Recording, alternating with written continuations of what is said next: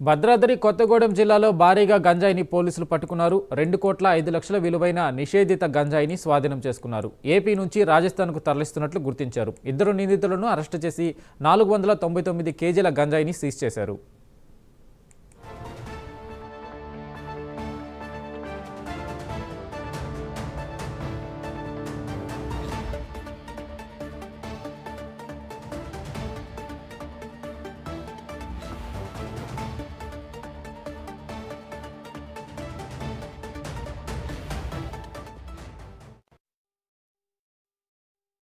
Police station లిమిట్స్లో 499 cases of dry ganja seize చేయడం జరిగింది.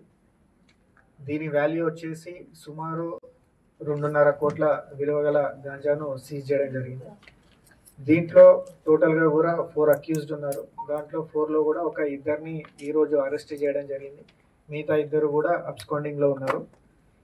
ఈ 499 కేజెస్ ఆఫ్ గాంజా కూడా ఒక కంటైనర్లో దీన్ని ట్రాన్స్పోర్ట్ చేస్తున్నారు. ఇది మన ASR Alluri Sitaramaraju district of AP state నుండి కూడా లోడ్ చేసి దీన్ని జైపూర్ జిల్లా రాజస్థాన్కు తరలించడం జరుగుతుంది. సో దీంట్లో అక్యూజ్డ్ ఎవరైతే మనకు ఈరోజు పట్టుబడ్డారో దాంట్లో ఒకరు ట్రాన్స్పోర్టర్, అదేవిధంగా ఇంకొకరు లారీ ఓనర్.